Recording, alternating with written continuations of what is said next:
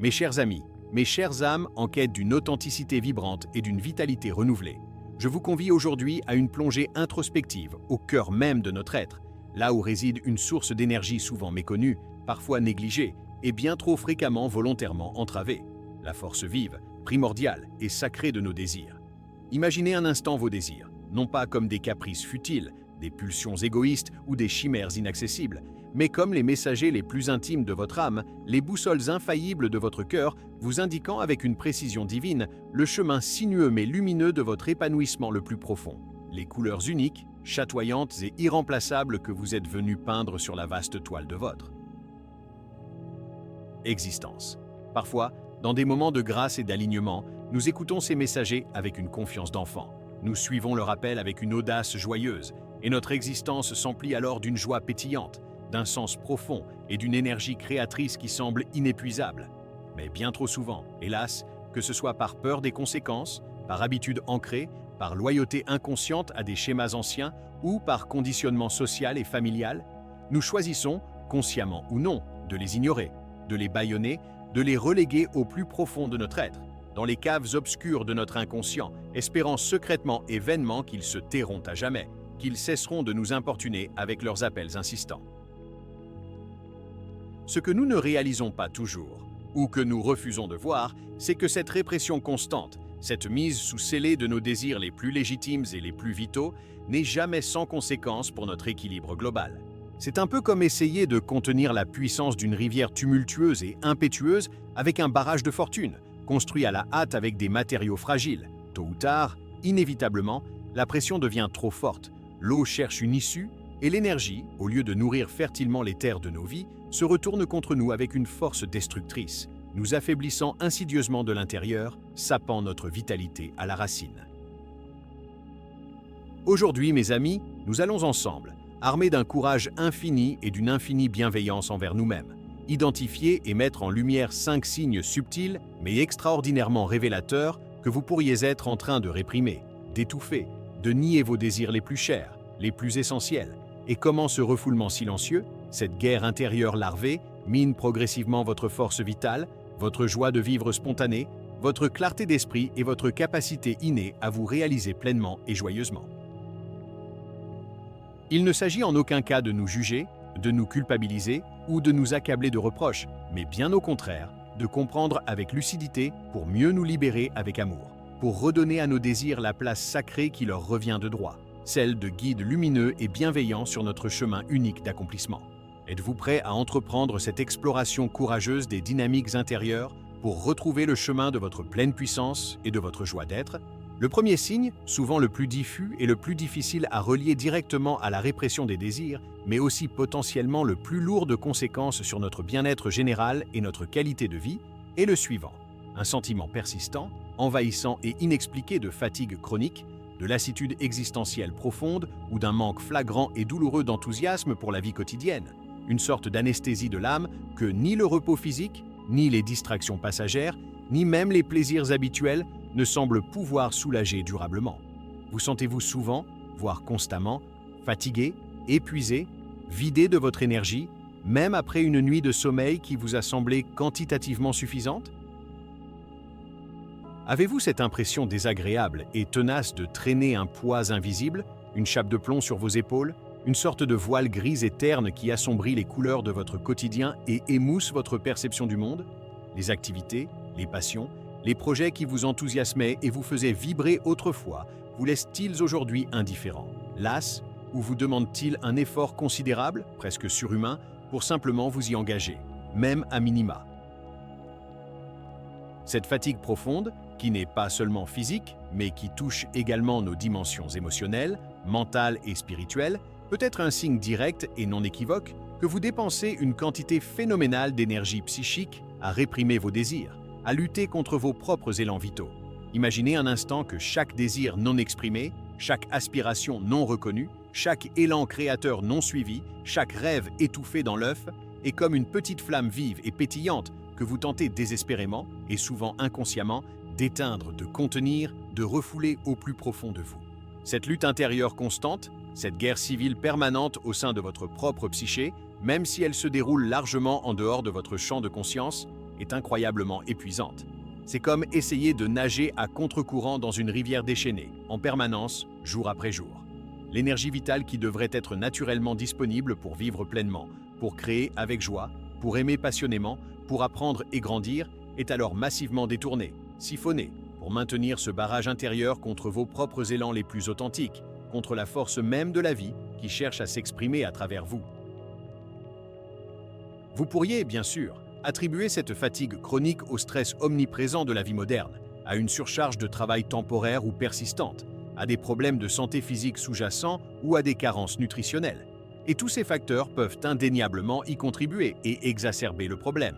Mais si, malgré tous vos efforts conscients pour vous reposer, pour prendre soin de votre corps, pour vous ressourcer, ce sentiment de vide énergétique, cette asthénie profonde persiste et s'aggrave, il est alors fort probable qu'une part essentielle de vous-même, celle qui porte la flamme de vos désirs les plus authentiques et les plus personnels, soit en état de siège, affamée, privée de sa nourriture vitale.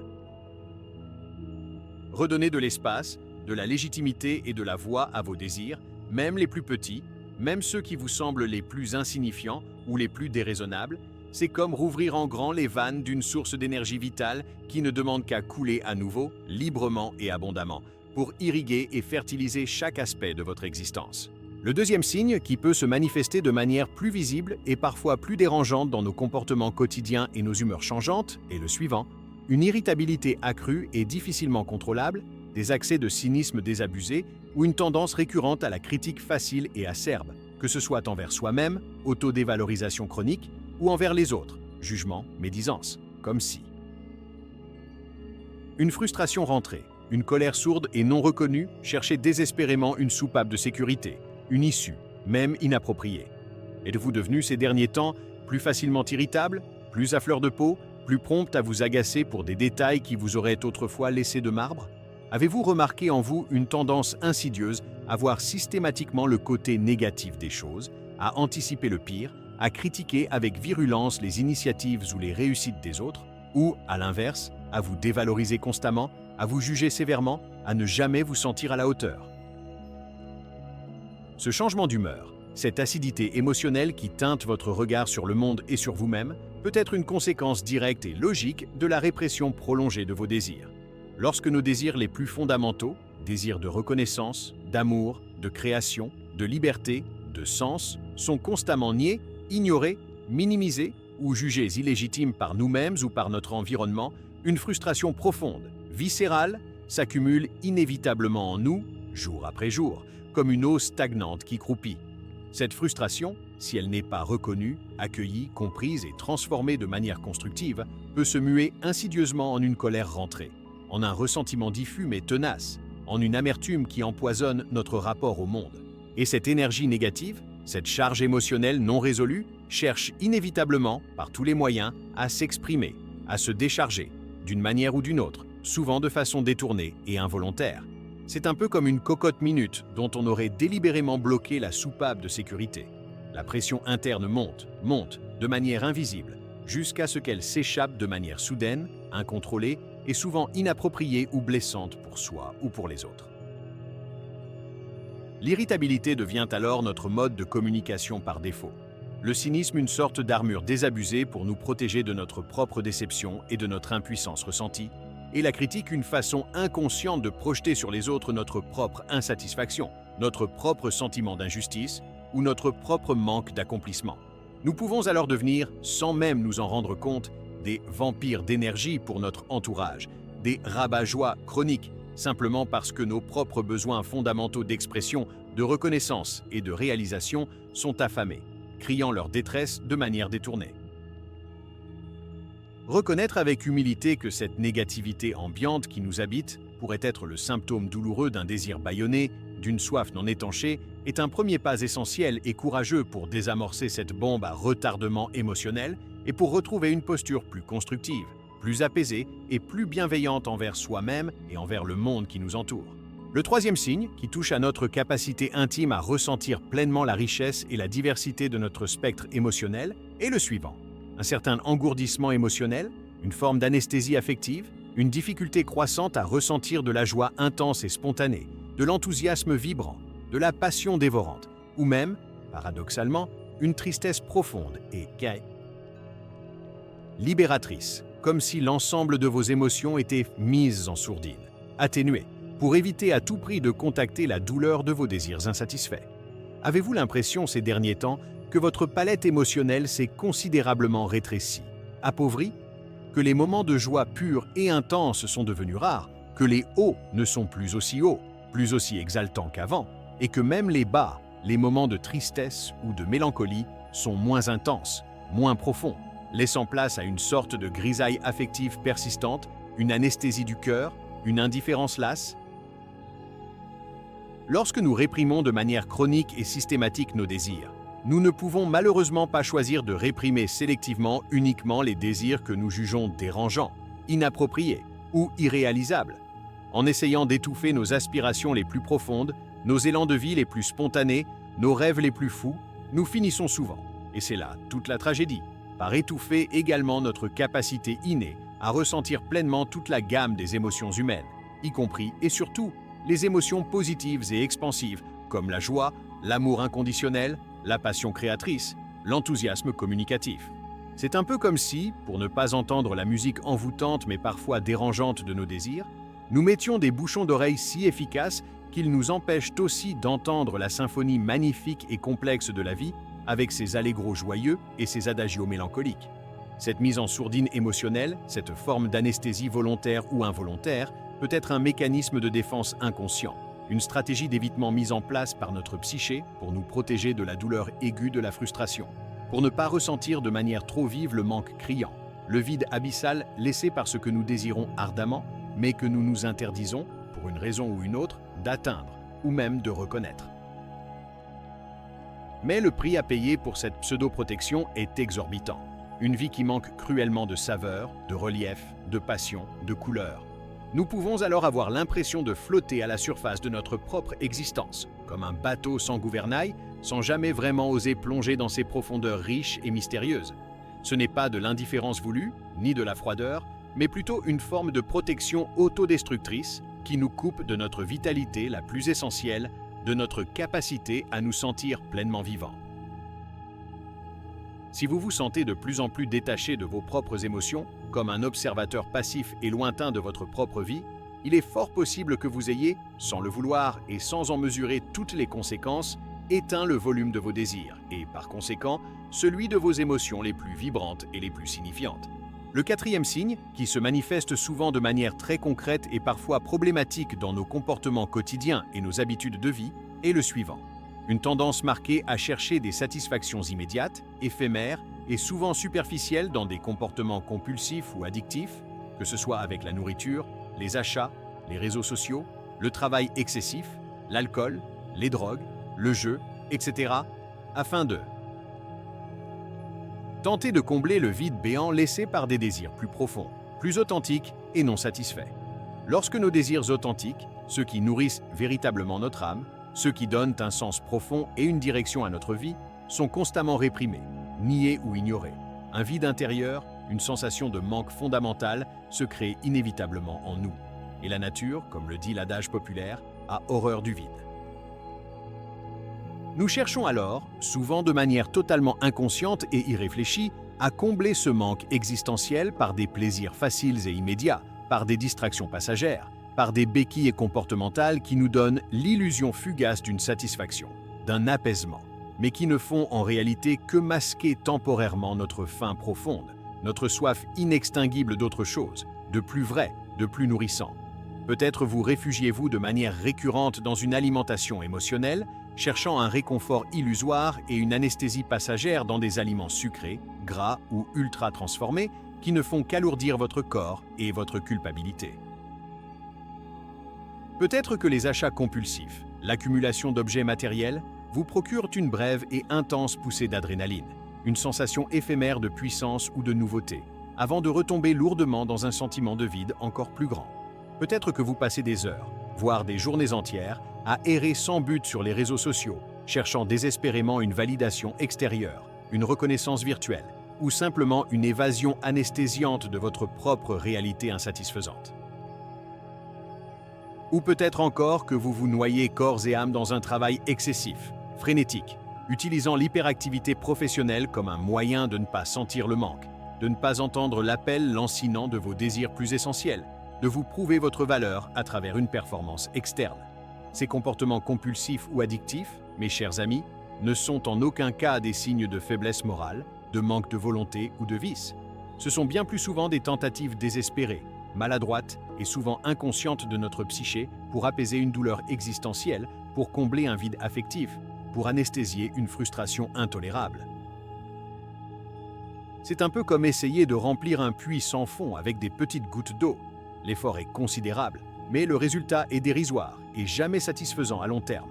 Tant que les désirs profonds, les besoins fondamentaux de l'âme, ne sont pas reconnus avec honnêteté, écoutés avec attention et, dans la mesure du possible, honorés avec courage, la quête effrénée de satisfactions substitutives et superficielles restera vaine, épuisante et potentiellement destructrice pour notre santé physique, mentale et émotionnelle.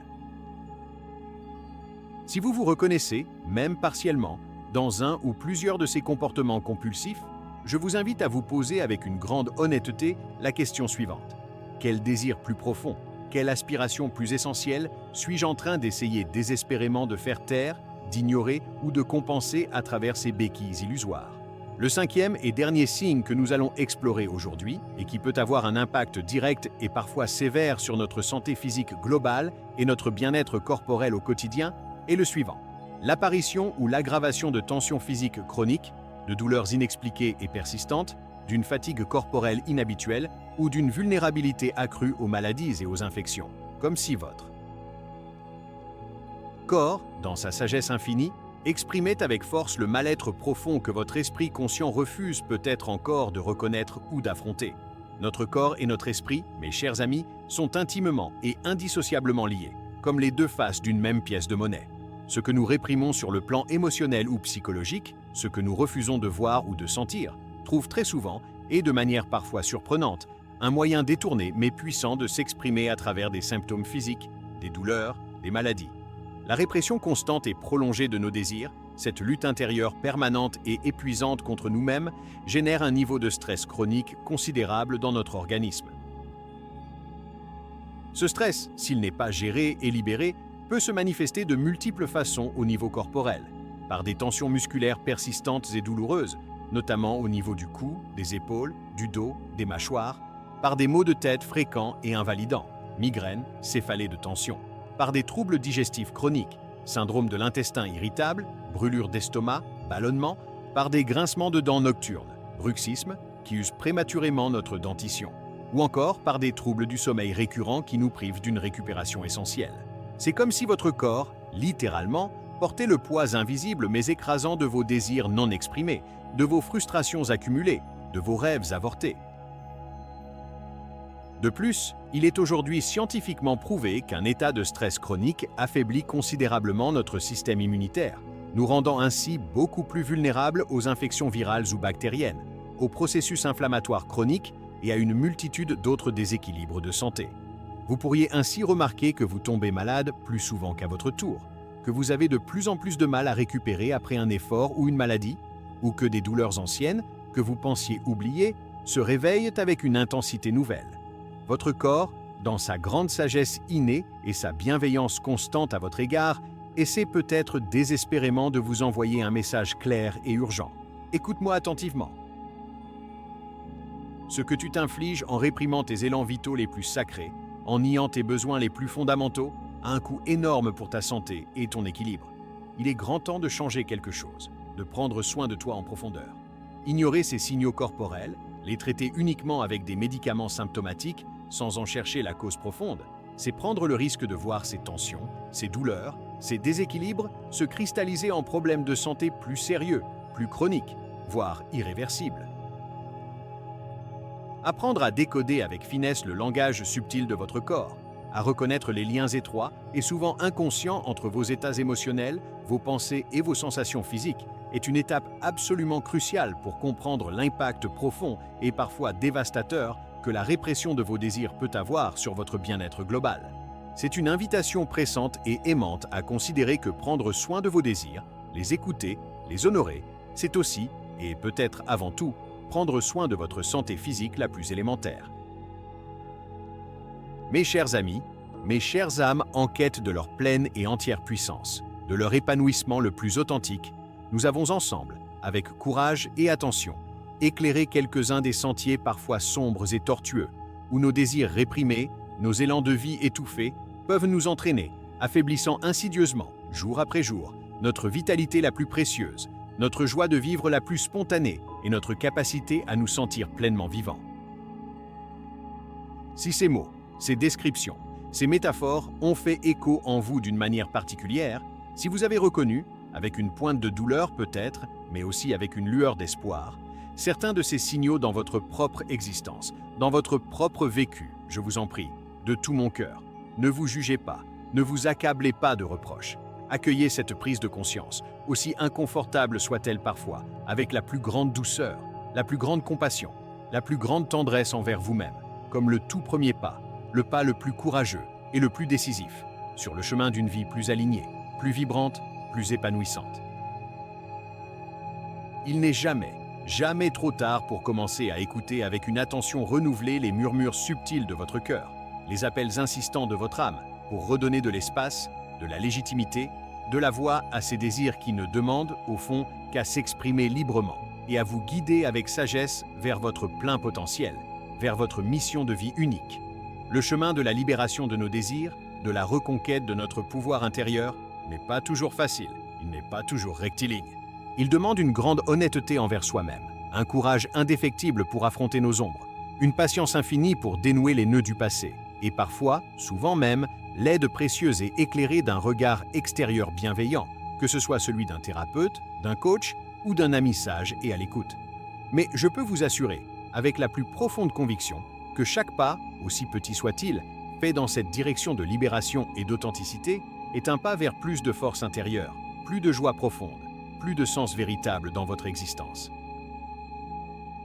Que cette exploration partagée soit pour vous une invitation vibrante et inspirante à danser à nouveau avec la farandole de vos désirs, à les considérer non plus comme des ennemis à combattre, des caprices à réprimer ou des menaces pour votre équilibre, mais bien au contraire, comme des alliés précieux, des guides lumineux, des cadeaux de la vie sur le chemin de votre pleine et entière réalisation.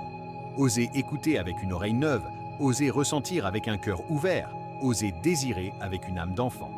Votre force intérieure, votre lumière unique, n'attend que cela, que ce courageux oui à vous-même, pour se déployer enfin dans toute sa splendeur, sa puissance et sa beauté.